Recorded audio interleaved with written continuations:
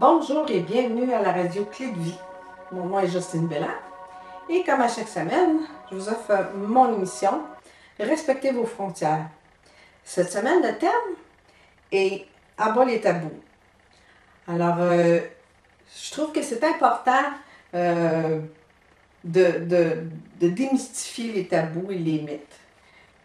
Surtout au niveau des agressions sexuelles, ce qui est plutôt mon domaine, étant donné que j'ai écrit 2 livres sur le sujet, que je suis conférencière et toujours sur le sujet des agressions et de l'aide qu'on peut y apporter et comment on peut survivre à ça, devenir, passer de victime à réalisatrice de sa vie, c'est très possible.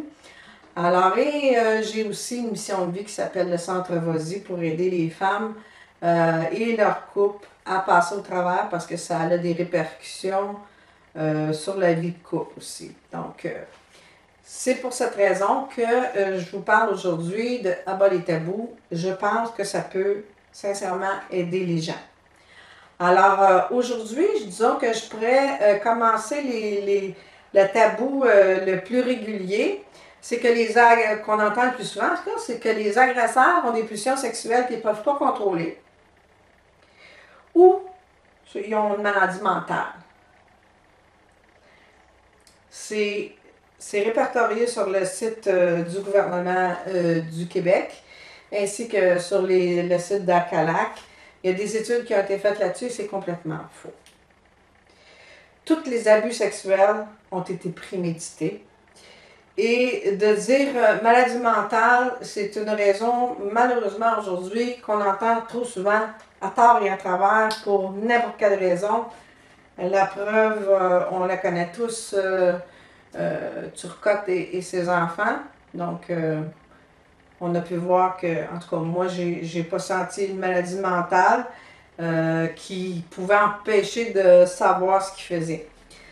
De toute façon, là, il n'y a pas le sujet. Comme je vous dis, c'est sur les agressions sexuelles. Alors, l'agression sexuelle en tant que telle est quelque chose qui a toujours été planifié. Qu'on se le dise, une fois pour toutes, là, ça, c'est planifié. La pulsion pourrait être... si on a une pulsion de vouloir manger un cornet de crème glacée, on va aller s'en chercher un. Hein? On n'ira pas en voler un. On va aller s'en acheter un. Donc, l'agression sexuelle, c'est un peu ça aussi. Là. Si la personne aurait pu s'arranger toute seule, s'autosatisfaire. Mais non. Donc, c'est planifié. Ensuite de ça, on a souvent le mythe que les agresseurs ne sont pas connus de la victime. Encore là, c'est un mythe. Toujours basé sur des recherches et des études qui sont d'ailleurs sur le site du gouvernement. 80% des agresseurs sont connus des victimes. C'est beaucoup là, 80%. Donc, là-dedans, on peut inclure, ça peut être le père, on appelle ça de l'inceste. Ça peut être l'oncle. Ça peut être le nouveau conjoint de la mère, ça peut être un cousin, ça peut être un coach de sport, ça peut être un professeur. L'éventail est assez large, je ne les nommerai pas tous là, parce que je risquerais de toute façon d'en oublier, mais c'est quand même 80% ce sont des personnes qui sont connues de la victime. Ensuite, il y a un autre tabou qui existe, un autre mythe. C'est qu'il y a trop de femmes qui accusent les hommes à tort d'un abus sexuel. Encore là, c'est répertorié. Les statistiques sont faites. Il y a 2% de toutes les agressions déclarées qui sont fausses. C'est déjà trop, je vous l'accorde, parce que ça ôte le crédit aux autres. Par rapport à ça, on peut facilement dire après, on sait bien, peut-être que c'est pas vrai. Puis j'avoue que ça, c'est pas à notre faveur, mais 2%, c'est quand même, on s'entend que 98%, c'est vrai. Hein? Quand on dit qu'il va faire beau 98%, on s'entend qu'on est sûr qu'il va faire beau.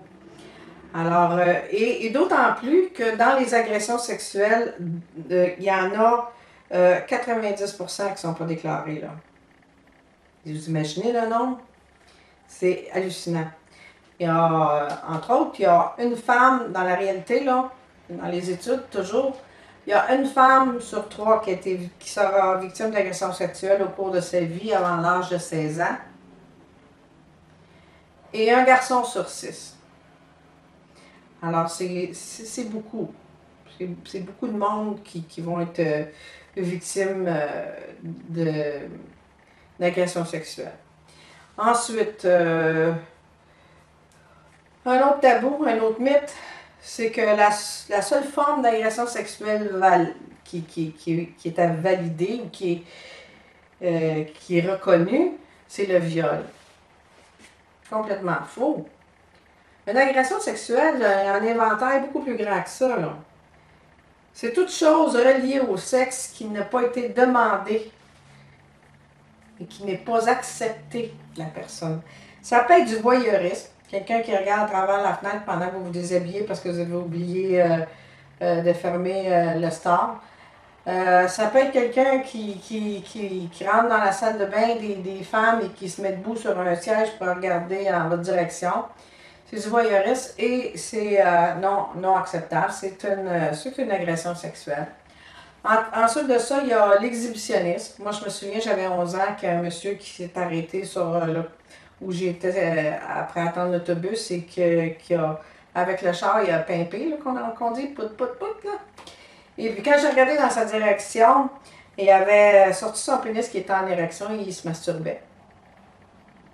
J'avais 11 ans. Je me rappelle encore. Je vous le compte. Et puis je pourrais vous dire qu'est-ce qu'il y avait autour. Je revois encore la scène. Donc, c'est traumatisant. Même si je n'avais pas été un enfant, c'est quelque chose qu'on n'a pas demandé à voir et qu'on n'a pas envie de voir non plus. Alors, ça en fait partie. Ensuite de ça, vous pouvez avoir du harcèlement verbal au travail ou ailleurs, dire ah, t'as bien des belles fesses, je te fais pas mal, t'as des beaux seins, ou tu sais, quelqu'un qui vous donne une claque sur une fesse, c'est juste pour rire. Non, non, c'est pas pour rire. Quand on dit non, c'est non. Non, là, c'est une phrase complète, on n'a pas à justifier en passant. Alors, tout ça fait partie de l'ensemble de l'éventail des agressions sexuelles qu'on peut déclarer. Alors, ensuite de ça, je vous dirais que parmi aussi le mythe, est-ce que vous pensez, d'après vous, que votre mari, votre conjoint peut vous agresser sexuellement? Est-ce que vous pouvez être victime de votre conjoint? La réponse, c'est oui. Si vous dites non, c'est non. Donc, vous n'avez pas à satisfaire les besoins sexuels de votre conjoint si vous n'en avez pas du tout envie. Un non, c'est un non.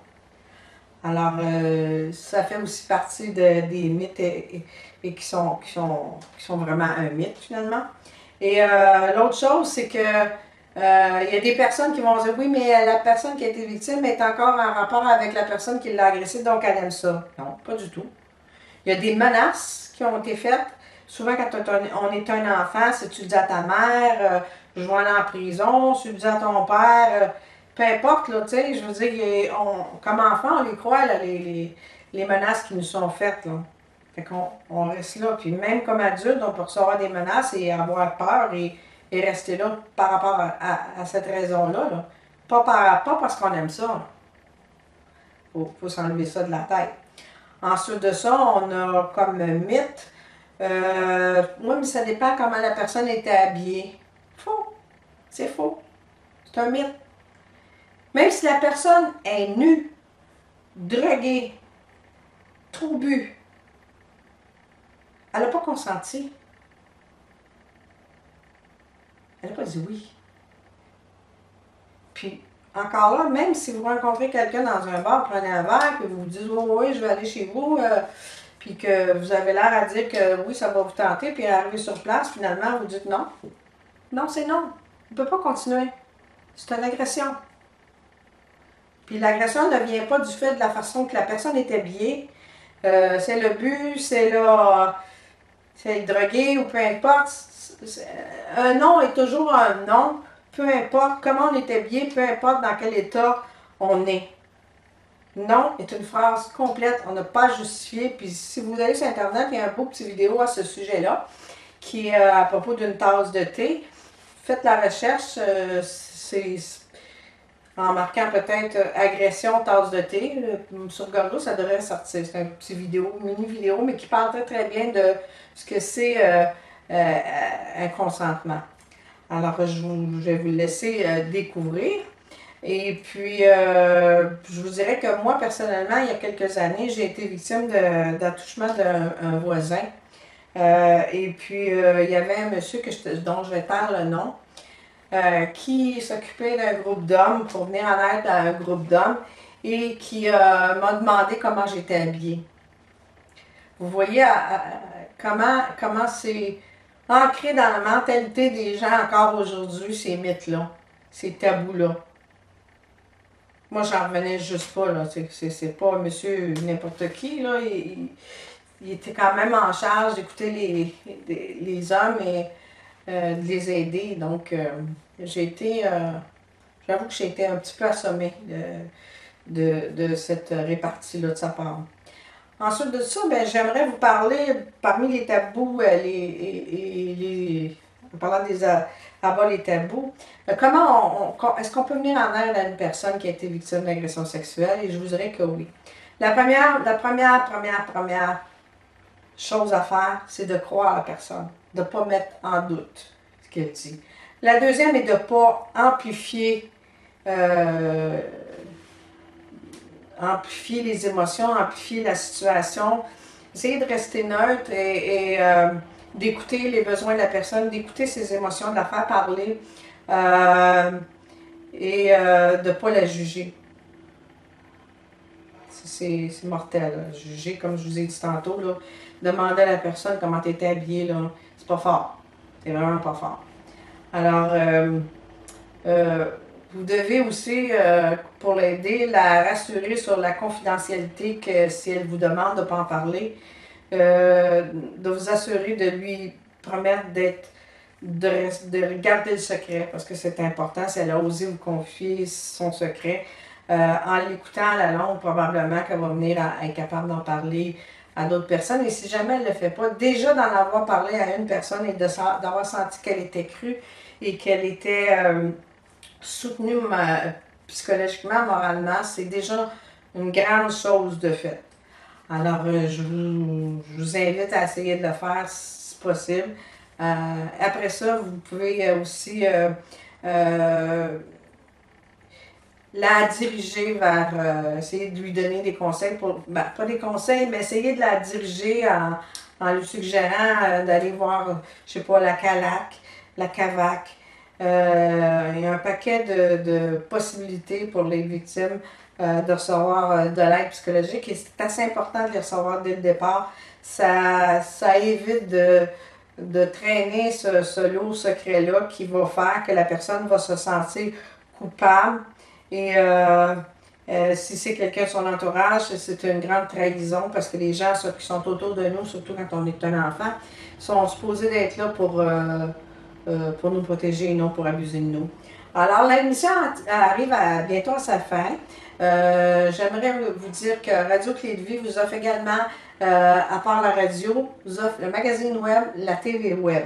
Et si jamais vous n'avez pas entendu le début de mon émission, vous avez toujours la possibilité ici-bas de réécouter l'émission que vous écoutez en ce moment, la réécouter au complet au moment où ça vous conviendra, parce que c'est un sujet qui est, j'avoue, délicat, mais qui est important parce que si tout le monde était au courant et si tout le monde savait ce qu'il y avait à faire aussi, ça aiderait beaucoup la cause.